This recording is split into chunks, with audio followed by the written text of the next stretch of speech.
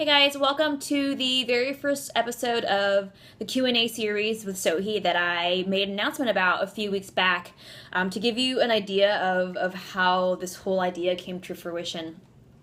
I'll tell you a really quick story. So back in June of this year, I was at the VIP camp in Tampa with Lane Norton and a bunch of other really great guest speakers who came into town to talk about all things science and fitness. And I met for the first time the Natty Pro. Some of you may know him as Ryan Doris. He's a really great guy. And he was talking to me and he said, Sohi, I love reading your articles. I've been following you for a while. Your tweets are great. Your Instagram posts are great. Your Facebook statuses are great. He said, but I'd really like to see a different side of you. I'd really like to see you posting videos because, reading articles is one thing. Reading things that I write is one thing. But, a lot of times, if you don't really know who I am, you end up reading an article in a voice that you think is me. And then you meet me in person, you realize, oh, wow, I had it wrong the whole time, right? So he said, I'd love to see you filming videos so people can see your face and they can really get to know your personality. And I said, I don't like cameras. I said, I don't really like pictures. I don't like being on camera and having that kind of attention. And so then he just said, well, just think about it. So, a couple of months have gone by and I did think about it. And the more I thought about it, the more I realized, hey, maybe this is something that could really benefit people because, some people learn in different ways and some people don't like to read articles. Some people prefer to listen to videos or watch videos and whatever it is. So now I've got this up. So we'll see how it does. All right. So I remember I think 2 weeks ago, I made the announcement about this YouTube series that I want to kick off. And I said, send me your questions. You can ask anything you want from training to nutrition to client coaching questions, career questions, as I've been getting a lot of those, or really anything in the world was fair game. So I've been getting some really great questions via Instagram and on Facebook. And for those of you, if I did not like or acknowledge your question or did not say something back to you, just know that I did read it. I have read every single comment and I have documented everything. So, and I've categorized everything into their respective categories, and hopefully I'll get to most or if not all of them at some point. Okay, so I thought today we would start with a question that was a really, really great question, and it's not something that I really think about anymore because I'm so far removed from, I'm so, waist deep into this flexible dieting lifestyle or whatever you want to call it now that I don't even think about how things used to be before. But this is a more nutrition, behavior, mindset question. And the question is, what would you say is the most important advice to someone who just gave up on the idea of clean eating and is looking into trying flexible dieting? Okay.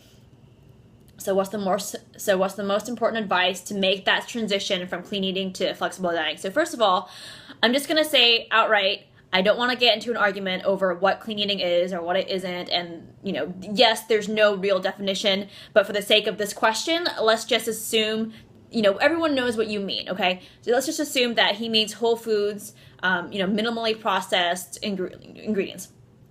Okay, so if you've been living that bro lifestyle for a while, let's just say when you started in the fitness industry a few years ago and you started working out and lifting weights and learning about the importance of protein and meal timing, all those things, you were probably taught or you read in a magazine or some bodybuilding forum that you should be eating chicken and broccoli and brown rice and tilapia and lean meats only, egg whites only, and those things, right? And definitely know where you're coming from because I used to be there. That used to be me. That's how I got my start in the fitness industry couple years back and many years back. And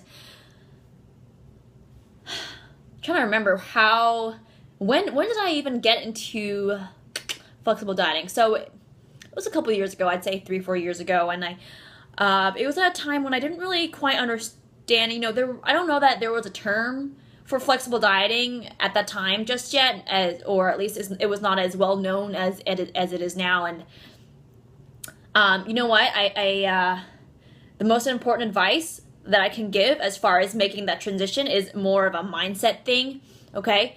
Because I don't know about you, but when I was a clean eater, I was really, really hard on myself. I was either on plan and eating my chicken breast and could not be chicken thighs or anything else, or I was completely off the rails, binging my face off.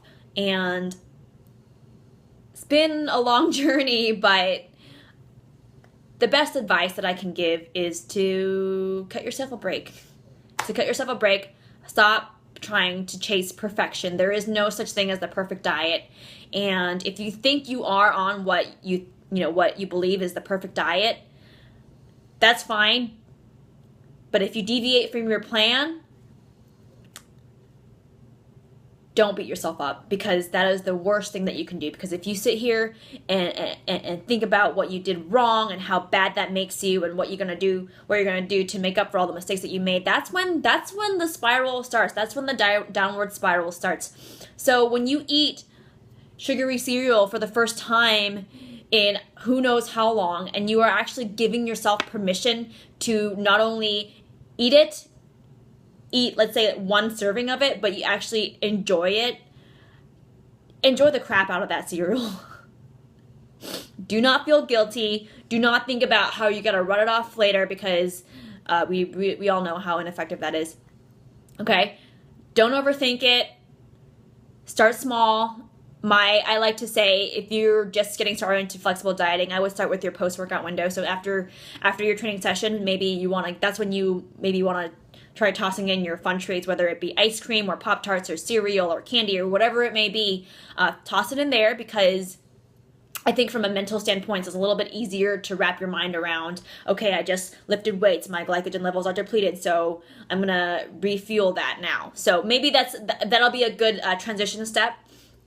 And lastly, just enjoy the process.